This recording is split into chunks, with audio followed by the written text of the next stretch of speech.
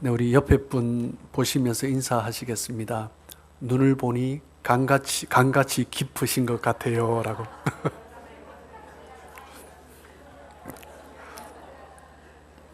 네. 바다랑 샘 더 해야 되는데. 네. 여러분, 운전하시면서 깜짝 놀라실 때가 한 번씩 있지 않으십니까? 저도 운전하면서 한 번씩 실수하는 것 같아요. 차선을 변경을 하는데 옆에 없던 차였는데 갑자기 나타나는 거죠. 뭘 못 본 거예요? 예, 사각지대를 못 본 거죠. 그래서 운전할 때 이렇게 어깨 너머로 탁 봐야 되는데 예, 급한 마음에 백밀러만 보다가 사이드 미러만 보다가 들어가다가 또 한 번씩 실수할 때가 있는 것 같아요. 그래서 옆에서 클락션을 누르거나 아니면 깜짝 놀라서 다시 원위치하고 이제 그렇게 하기도 하죠. 저희들이 운전할 때뿐만 아니라 우리가 인생을 살아가면서 사각지대가 참 많은 것 같습니다. 열심히 달려가는데 때로는 사각지대에 뭐가 부딪히는데도 불구하고 그것을 모르고 살아가는 거죠. 운전뿐만 아니라 정말 중요한 문제인데 때로는 가족의 관계 속에서도 사각지대가 있어요. 미처 보지 못한 거죠. 근데 그것을 깨달으면 좋은데 깨닫지 못하고 그냥 살아가는 것입니다. 우리가 신앙생활 할 때도 마찬가지인 것 같아요. 열심히 주님을 섬긴다고 그렇게 신앙생활 하고 있는데 또 하나님의 기쁨을 위해서 교회를 위해서 내가 열심히 신앙생활을 하고 있는데 사각지대에 뭔가 부딪히는 것을 보지 못하고 느끼지도 못하고 그렇게 지나가는 것입니다. 운전할 때는 사각지대가 보이면은 사각지대로 말미암아서 어떤 깜짝 놀라거나 그런 문제가 생기면 누가 잘못했는지 명확하게 책임 소재가 나타나는데 그런데 사람과의 관계 속에서는 사각지대를 보지 못해서 일어난 문제들 명확한 책임 소재를 가리기가 참 쉽지 않은 것 같습니다. 나는 나의 길을 갔다라고 하는 거죠. 우리는 우리의 삶을 돌아봐야 합니다. 또 하나님 앞에 우리가 열심히 살아가지만 또 신앙생활 하지만 또한 사회 속에서 또한 가족관계 속에서 우리가 열심히 살아가지만 내가 지금 행하고 있는 것이 정말 바른가? 주변을 잘 돌아보고 있는가? 항상 우리를 비추어 봐야 합니다. 야고보서에서 말을 하고 있는 것처럼 하나님의 말씀이 우리에게 거울이 되는 거죠. 그래서 거울로 우리를 비춰보듯이 거울을 보면서 말씀을 보면서 혹시 내가 잘못한 것이 무엇인가 이렇게 돌아보면서 해야 되는데 참 신기하게도 내 거보다 남의 게 더 잘 보여요. 그렇게 안 해야지라고 결단을 했는데도 설교를 들을 때나 또 말씀을 읽을 때 보면 나의 문제보다 다른 사람의 문제가 더 잘 보이는 거죠. 그래서 특별히 또한 신앙생활 하면서 일반적인 그리스도인들보다 조금 더 열심히 신앙생활 하신 분 그리고 신앙의 연수가 오래되신 분들 중에서 내가 교회를 지켜야지 또 성도들을 지켜야지 이런 마음에 누가 임명하지 않았지만 그 영적 감시자로서 그렇게 또한 사람들을 돌아보면서 때로는 영적 감시견과 같은 그런 모습으로 또한 주위를 바라보면서 짓기도 하고 책망하기도 하고 그렇게 살아갑니다. 영적 감시견까지는 괜찮은데 어떤 경우에는 영적 투견인 것처럼 우리의 신앙은 우리의 교회는 전투적인 교회여야 한다 이러면서 영적 투견인 것처럼 그렇게 누군가가 잘못하면 책망하고 어떤 성경에 대해서 누군가가 또 잘못 말을 하면 그것을 지적하고 또 바르게 살지 않는 모습을 보면 비난하고 책망하는 모습이 우리 가운데 있지 않나 생각을 해보게 됩니다. 자기 스스로 악한 것이 전혀 틈타지 못하도록 교회를 지키고 성도들을 지키고 있다라고 생각을 하며 예수님을 돕는다고 하고 있는데 어떤 경우에는 사람들을 힘들게 하고 누군가를 지치게 만드는 것입니다. 불행하게도 신앙생활을 열심히 하면서 충실하게 나의 역할을 감당한다고 하면서 그런 일들을 할 때가 있다라는 거죠. 이런 모습을 보면서 우리는 영적 사각지대, 신앙생활의 사각지대, 마땅히 보아야 할 것인데 보지 못하고 나의 길을 감으로 말미암아 보지 못하고 부딪히고 또 누군가에게 피해를 입히고 그것도 깨닫지 못하고 그 정도는 괜찮을 거야 라고 하면서 그냥 지나가는 모습이 있지 않은지 우리의 모습을 돌아보아야 할 것입니다. 바리새인의 모습이 성경을 보면 특별히 바리새인들의 모습이 바로 그러했습니다. 여러분, 성경에 나오는 바리새인 하면 어떤 모습이 먼저 떠오르십니까? 많은 분들이 아마 이런 대답하실 거예요. 위선적인 사람들이다. 외식한다. 잘난 체한다. 편협하다. 열심으로는 다른 사람이 따라올 수 없는 그런 신앙에 열심이 있는데 위선적인 거죠. 그런데 1세기 그 시대에 돌아가서 바리새인들의 모습을 보면 사람들에게서 굉장히 존경을 받는 사람들이었습니다. 그 어떤 사람들보다, 어떤 부류의 사람들보다 열심히 하나님을 섬기고 성경에 해박하고 율법에 있어서 철저하게 율법을 지키기 위하여서, 그리고 심지어 내가 이해되지 않는 율법이라 할지라도 그것을 지키기 위해서 최선을 다했던 사람들이 바리새인입니다. 혹시 그 율법을 내가 실수할까? 그 율법을 잘 지키기 위해서 세부적으로 또 규정을 만들어서 그것을 지키면서 살아갔던 사람들이 바로 바리새인들입니다. 성경과 신앙생활에 있어서 그 어느 누구도 따라올 수 없을 정도로 철저하게 지켰던 사람들입니다. 그런데 때로는 바리새인들의 모습을 보면 우리가 성경에서도 볼 수 있지만 많은 글들을 보아도, 기록들을 보아도 그 당시 바리새인들은 굉장히 냉혹하고 냉철하고 단 사람들에게 이렇게 지적하고 가르치고 했던 것이 일상화되어 있었던 것 같습니다. 그런데 그 당시에 사람들은 바리새인은 그렇게 해도 된다라고 생각을 했습니다.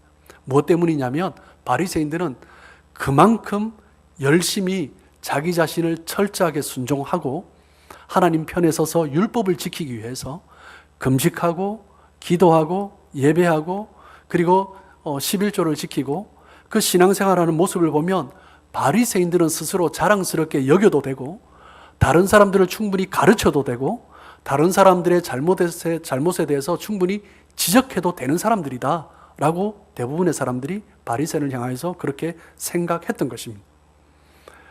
바리새인들은 하나님을 섬기기 위해서 다른 사람과 비교가 되지 않는 엄청난 희생을 했고 엄청난 대가를 치르면서 그렇게 생활했던 사람들입니다.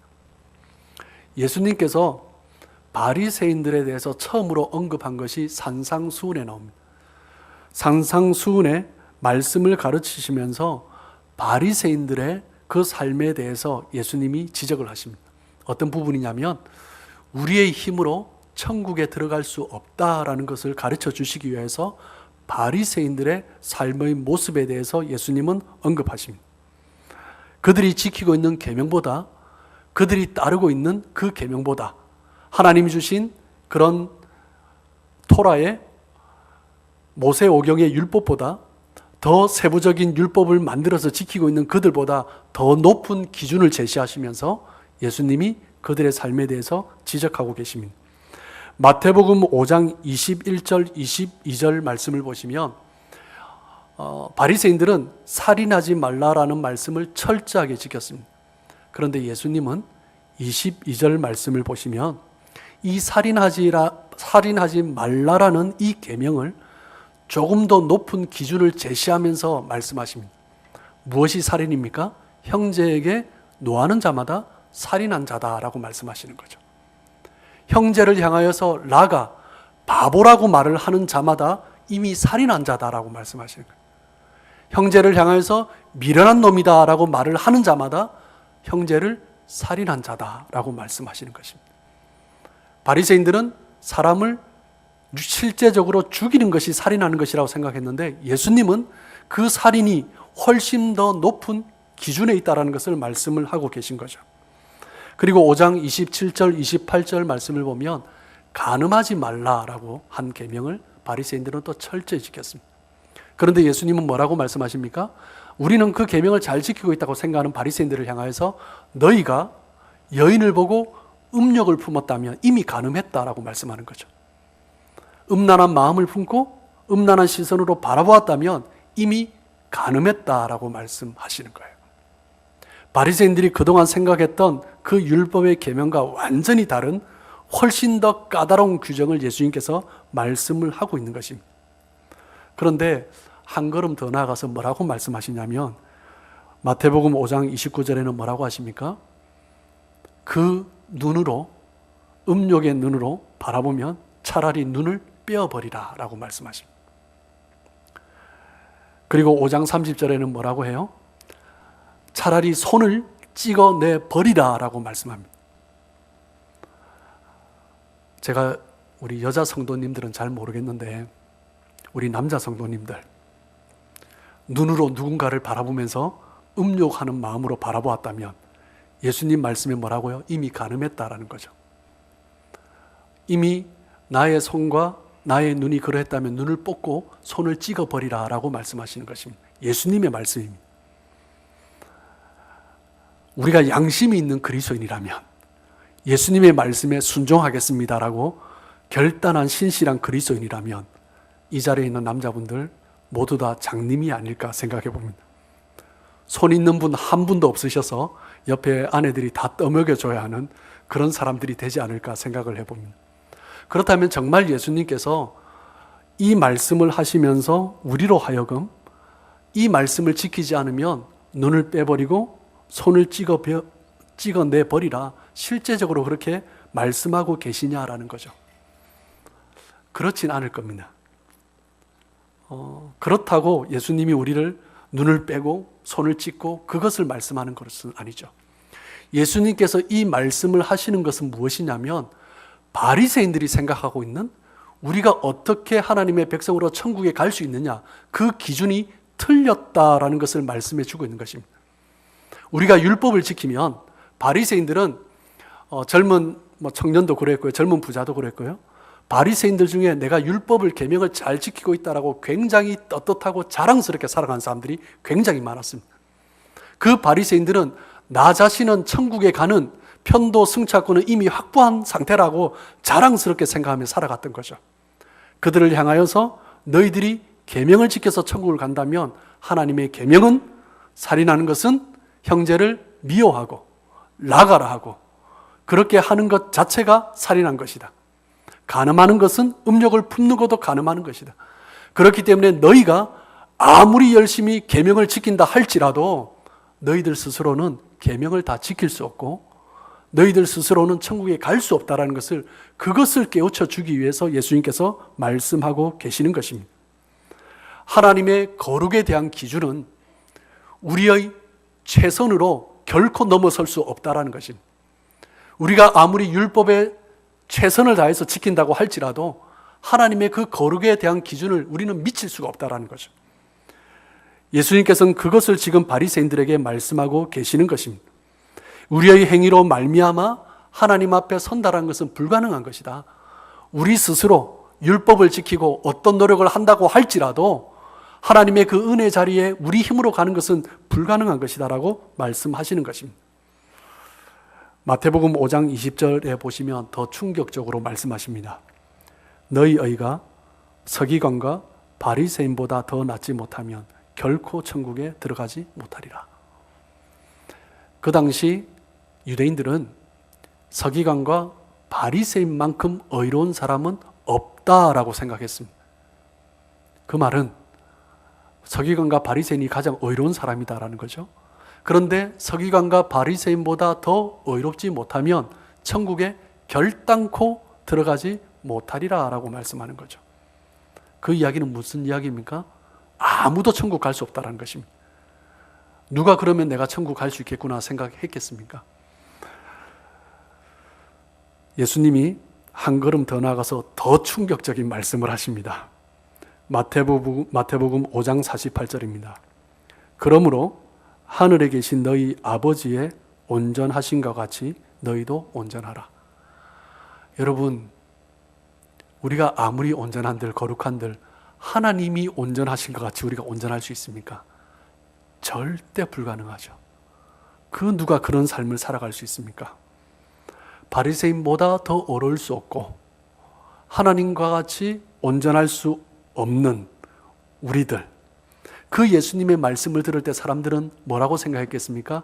이건 불가능해. 이건 말도 안 돼. 아니, 이게 어떻게 계명이야? 우리가 노력해서 지킬 수 있는 계명을 줘야 우리가 지키지, 도무지 지키지도 못할 계명을 왜 주는 거야? 이 계명을 우리가 어떻게 지킨단 말이야? 이것은 불가능해 라고 생각했을 것입니다.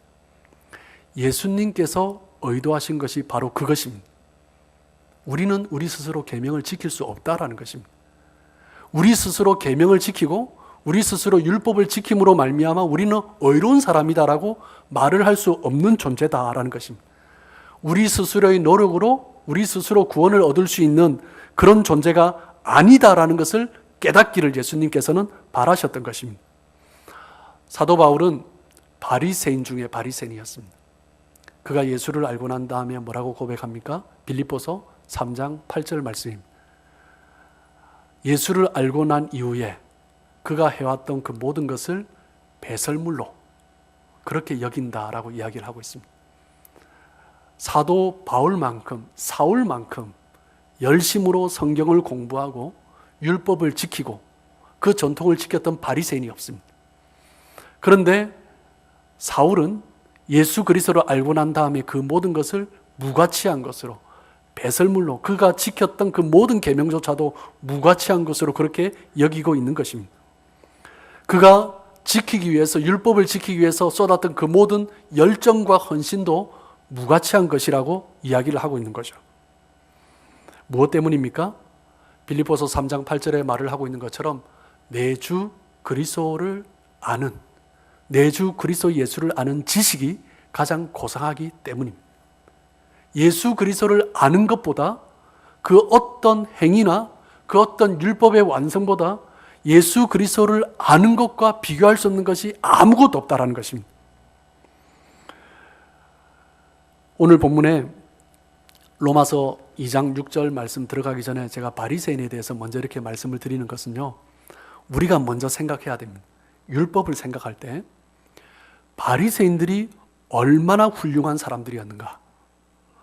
바리새인들이 하나님 앞에서 말씀을 읽고 말씀을 해석하고 예배의 자리로 지키고 기도의 시간을 지키고 헌물 11조를 철저하게 드리기 위해서 얼마나 헌신하고 열정적인 사람이었고, 그 당시 1세기 사람들에게서 바리새인들이 얼마나 존경을 받은 사람들이었는가, 우리가 그것을 먼저 이해해야 됩니다.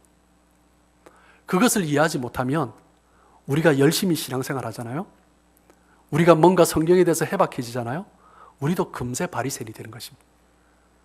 나 자신도 그것이 신앙생활 잘 하는 줄 알고 바리새인과 같은 모습으로 우리가 어떻게 그 자리에서 언제 서 있을 줄 모른다라는 거죠.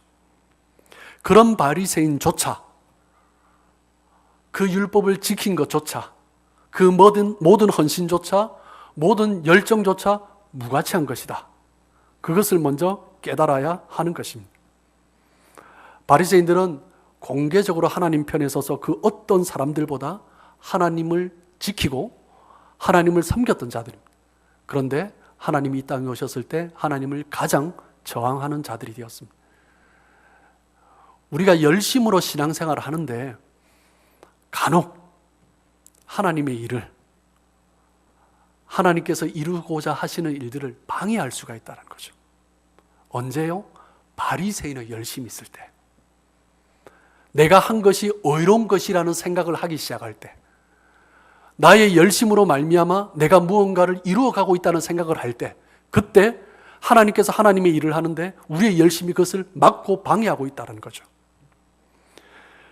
우리를 불편하게 만드는 방식이라면, 우리가 원하지 않는 방식이라면 자신의 뜻을 주장하고 로마서 2장에서 사도 바울이 말을 하고 있는 것처럼 자기 고집을 내세우면서 예수님의 일을 방해하는 것입니다. 우리도 우리의 삶에 하나님의 일을 방해하면서 내가 지금 그러고 있다는 것조차 깨닫지 못하고 살아갈 때가 얼마나 많은지. 바리새인들은 자기들 스스로 나는 천국에 가는 것이 확실한 거야 라고 그렇게 생각을 했는데, 마태복음 7장 23절에 예수님이 뭐라고 말씀하세요? 나는 너를 도무지 알지 못하노라. 이 불법을 행하는 자들아, 내게서 떠나가라. 아니, 그 법을 얼마나 잘 지켰는데, 율법을 얼마나 잘 지켰는데 예수님은 이 불법을 행하는 자들아, 내게서 떠나가라라고 말씀하시는 것입니다.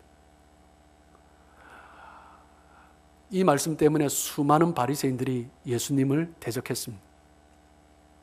그런데 감사하게도 일부는 돌아섰죠. 우리가 잘 알듯이 요한복음 3장에 나오는 니고데모, 그 고민을 가지고 예수님을 찾아왔습니다. 어떻게 하면 그렇다면 다시 태어날 수 있습니까? 그 이후에 이 니고데모의 모습이 잘 나타나진 않지만 예수님이 십자가에 못 박혀 죽으신 이후에 요셉이 예수님의 시신을 가져갈 때 이 니고데모가 향품을 가지고 모략을 가지고 함께 예수님의 시신을 세마포에 싸서 그렇게 모셔드립니다. 이제는 자기 자신이 예수 그리스도를 따르는 자로, 그리스도를 믿는 자로 커밍아웃 한 것이죠. 바울 역시 스스로 열심으로 구원을 얻을 수 있다라고 생각한 사람이었습니다. 그런데 예수님을 만남으로 말미암아 그 확신에서 돌아선 것이죠. 오늘 본문 로마서 2장 6절 말씀을 보시면 하나님께서 각 사람에게 그 행한 대로 보응하신다라고 말씀합니다. 이 말씀이 많은 사람들의 의견이 분분한 말씀입니다. 주석을 보면 사람들마다 해석이 다른 구절 중에 하나입니다. 바울은 지금까지 로마서 1장에서는 우리의 구원의 기준을 무엇으로 보았습니까? 믿음으로 보았습니다. 그런데 2장에서 얼마 가지도 않아서 하나님께서 행한 대로 보응하신다라고 말씀을 하고 있는 거죠. 여기에서는 바울은 마치 행위를 우리의 구원의 기준으로 그렇게 삼고 있는 것 같습니다. 로마서 1장 17절에 오직 의인은 믿음으로 말미암아 살리라 외쳤던 그 주제와 다른 이야기를 지금 하고 있는 것 같죠. 그런데 자세히 보면 로마서 2장 6절, 7절, 8절 말씀을 자세히 읽어보면요, 동일한 말씀이라는 것을 우리는 깨달을 수 있습니다. 하나님 앞에 믿음 가운데 바로 선 사람은, 믿음 가운데 하나님과의 관계가 맺어진 사람은 그 행한 가운데 하나님과의 관계 속에서 연그러진 내 삶의 모습이 나타나는 거죠. 하나님과의 관계가 바로 되지 않을 때 믿음의 행위라고 하는데 자기가 원하는 행위를 하는 것이고, 하나님 안에서 나의 삶이 바로 세워졌다면 하나님께서 원하시는 믿음의 행위가 드러나기 시작하는 것입니다. 오늘 본문에서도 믿음을 말하면서 유대 그리스도인들의 악한 행동, 믿는다고 하면서 드러나는 모순된 행동에 대해서 지금 사도 바울이 지적을 하고 있는 것입니다. 로마서 3장 20절에 가면 다시 한번 정리를 하고 있죠. 율법의 행위로는 그의 앞에 의롭다 하심을 얻을 육체가 없다라고 말을 하고 있습니다. 그런데 로마 교회의 유대 그리스도인들을 보면 하나님의 그 인자하심으로, 지난주에 함께 나누었던 것처럼 하나님의 그 오래 참으심으로 말미암아 회개할 기회를 얻었음에도 불구하고 하나님께서 주시는 그 인자하심, 하나님의 그 오래 참으심을 멸시하고 자기 자신도 회개하지 않을 뿐만 아니라 하나님이 참으시는 다른 사람들을 향하여서도 정죄하고 비난하고 있다는 거죠. 갈라디아서 6장 8절 말씀입니다. 우리 한번 같이 읽어보겠습니다. 시작. 자기의 육체를 위하여 심는 자는 육체로부터 썩어질 것을 거두고 성령을 위하여 심는 자는 성령으로부터 영생을 거두리라. 우리는 매일매일 무언가를 심으면서 살아갑니다. 영적인 것을 심기도 하고 육체적인 것을 심기도 합니다. 그런데 육체적인 것 가운데 그냥 우리의 삶의 육체의 삶을, 일상을 유지하기 위한 것도 있는데 때로는 부끄럽고 수치스러운 것도 심을 때가 있습니다. 썩어질 육체를 위하여 심으면 무엇을 거두겠습니까? 결국 썩어질 것을 거둔 거죠. 부끄러운 것을 거두면 부끄러운 것을, 수치스러운 것을, 부패한 것을 거두게 되는 것입니다. 악을 심으면 악을 거두게 되어 있다라고 말씀하는 거죠. 여러분, 성경의 인물 가운데 또 많은 사람들이 있습니다. 그 중에 야곱의 집안을 한번 봤으면 좋겠다 싶어요. 야곱이 어땠습니까? 형을 속였죠. 형을 속여서 팥죽 한 그릇에 장자권을, 장자의 명분을 빼앗았습니다. 그리고 아버지도 속이고 장자의 축복을 받은 거죠. 그래서 이제 집안이 좀 어렵게 돌아가니까 할 수 없이 외삼촌 라반의 집에 갑니다. 외삼촌 라반의 집에 가서 어떻게 합니까? 이제는 야곱이 속임을 당하기 시작합니다. 형을 속이고 아버지를 속이고 왔더니 이제 더한 사람을 만난 거죠. 품삯도 주지 않고 나중에는 라헬을 아내로 주기로 했는데 나중에 보니까 그 누이 레아를 먼저 주었고 그리고 또 그 집에서 또 일하고 그렇게 야곱은 거짓을 심고 거짓을 거두었던 것입니다. 그런데 야곱의 아들 요셉은 어떠합니까?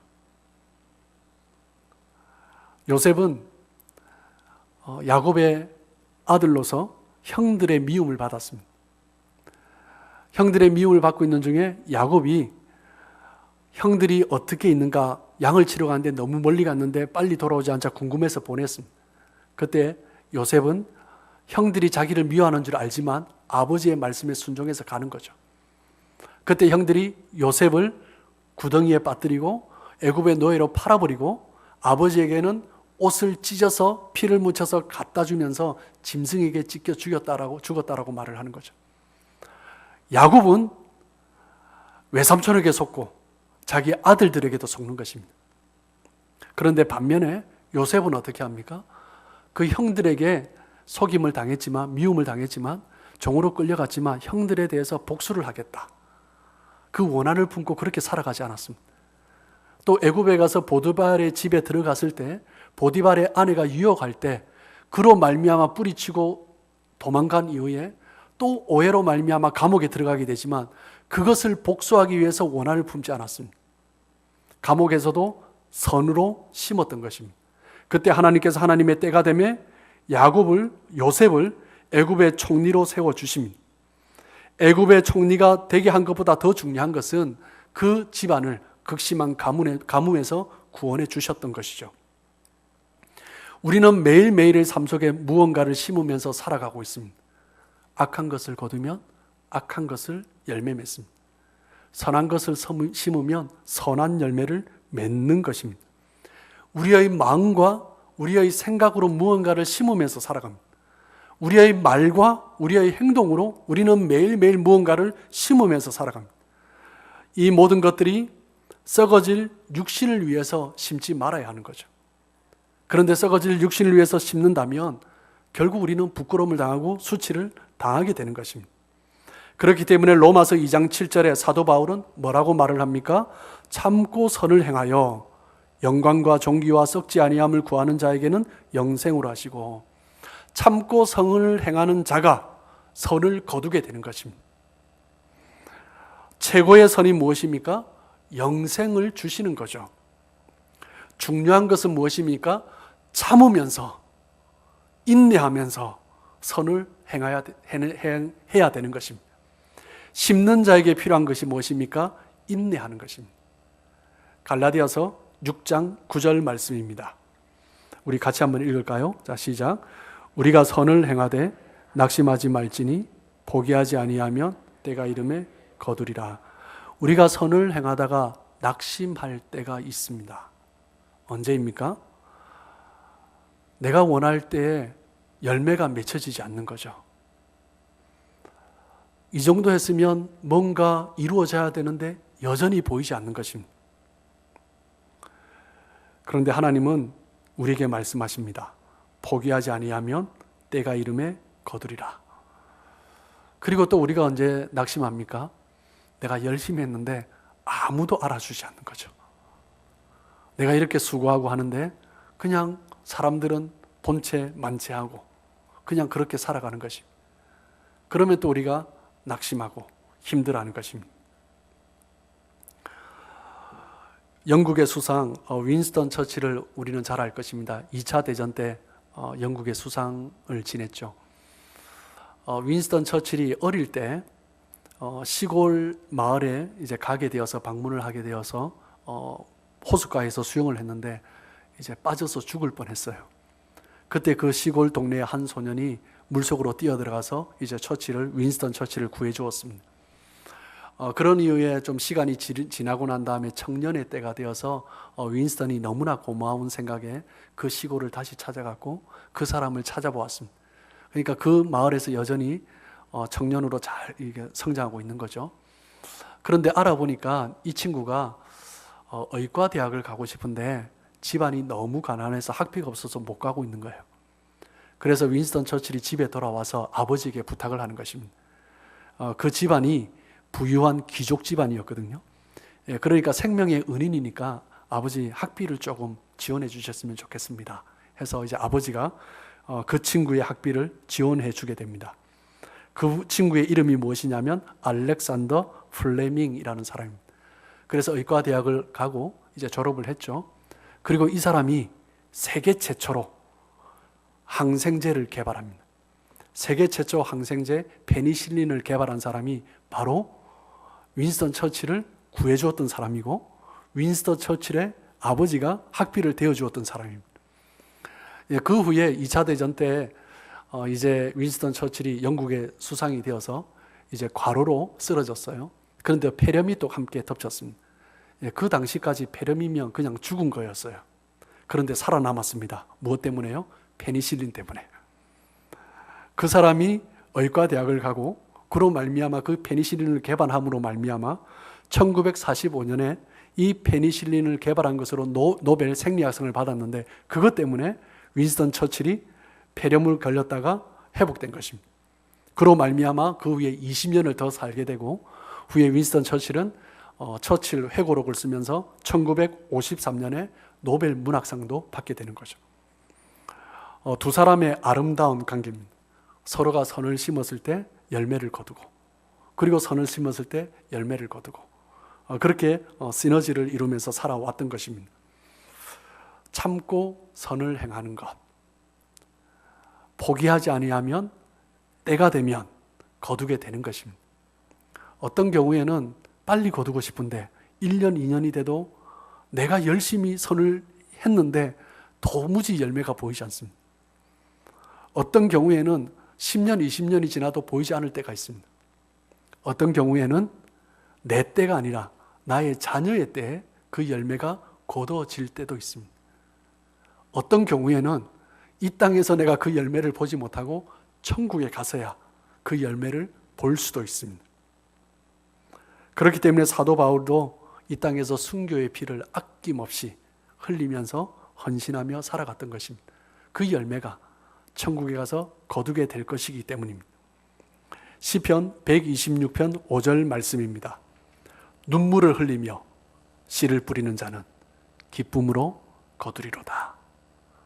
하나님은 눈물을 흘리며 씨를 뿌리는, 포기하지 않고 인내하고 참고 뿌리는 자는 반드시 거두게 된다라고 말씀하십니다.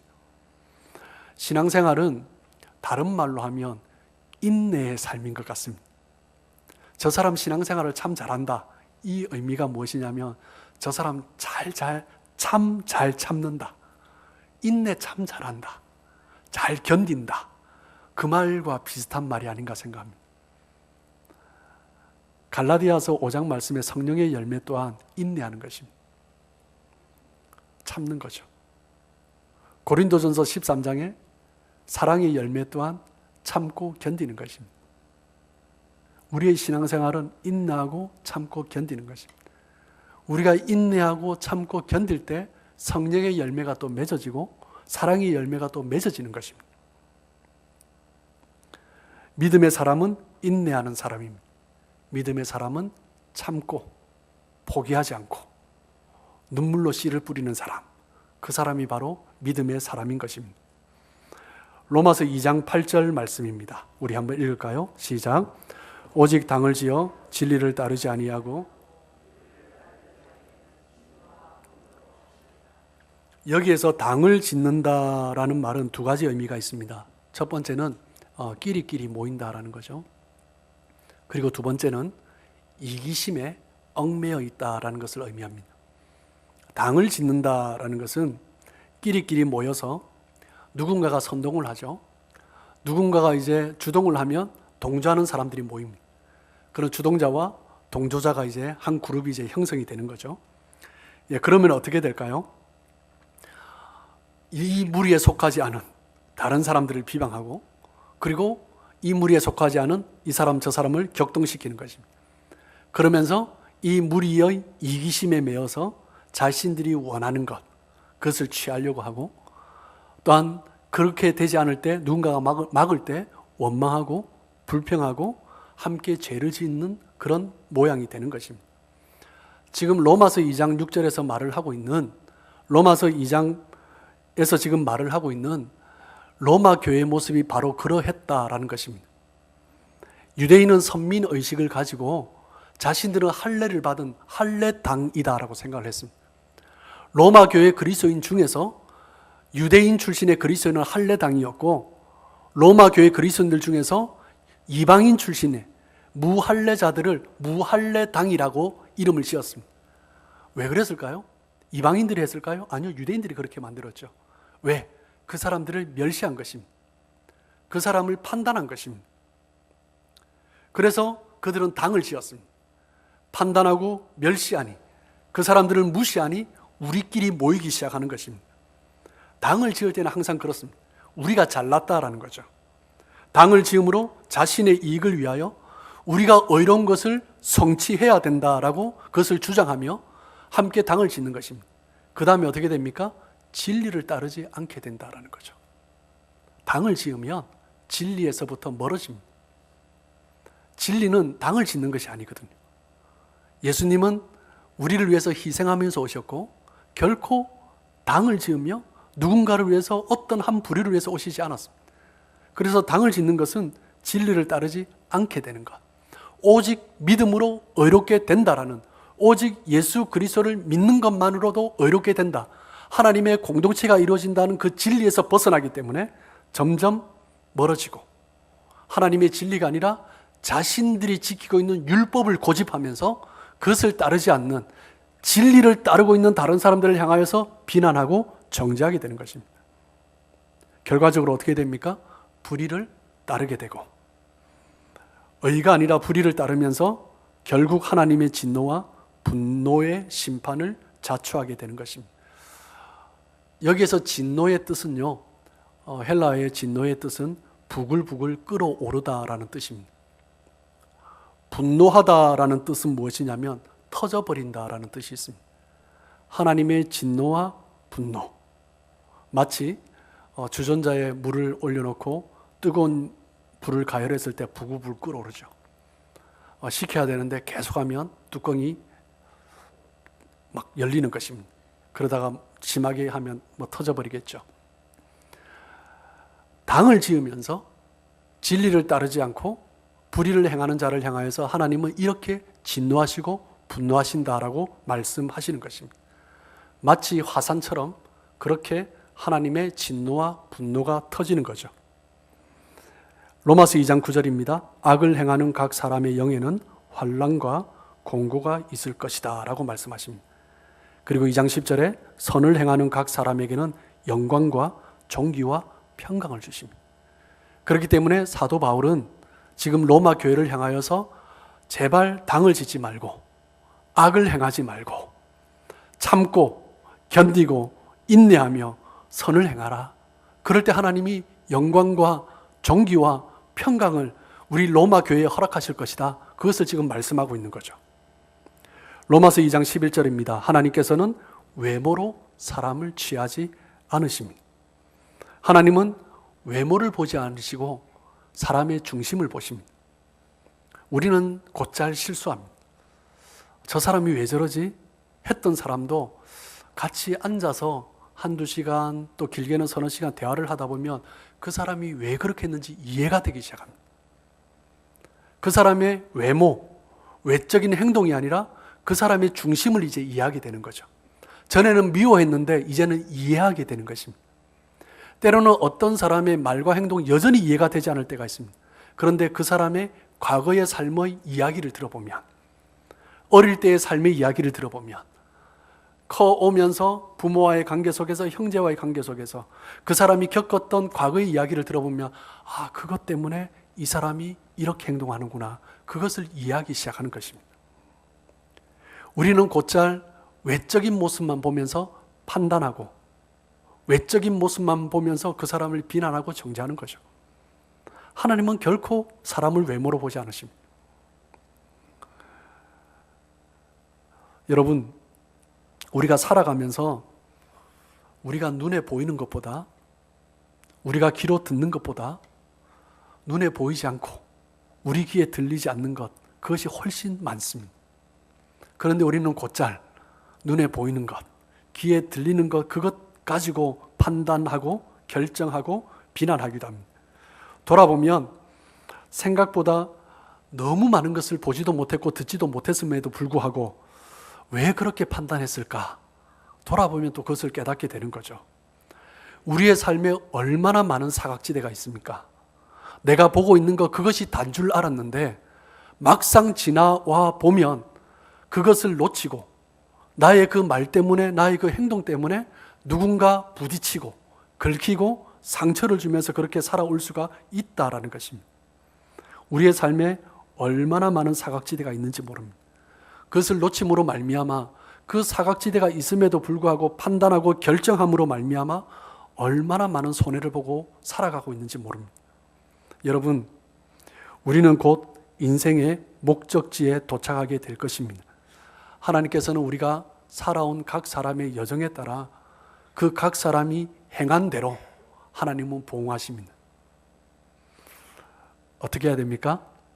참고 선을 행하십시오. 언제 어디서 긁히고 패였는지 모르는 그 모습 그대로 목적지에 도착하는 것이 아니라 주변의 상황을 조금 더 주의해서 보고 주변의 사람들을 조금 더 세심해서 보고 세심한 마음으로 보고 어떤 외적인 행동, 외적인 말로 그 사람을 판단하고 결정하는 것이 아니라 그 사람의 중심에 무엇이 있을까 들어보고 이해하려고 노력해보고 그렇게 살아갈 때 참고 선을 행하는 자, 그 성도들에게 하나님께서 기쁨으로 그 단을 거두게 하시는 은혜를 주실 것입니다. 우리 각 사람에게 예비하신 영광과 존귀와 평강, 우리에게 주시는 그 영생의 선물을 믿음으로 바라보시면서 살아가시는 저와 여러분 되시길 주님의 이름으로 축복합니다.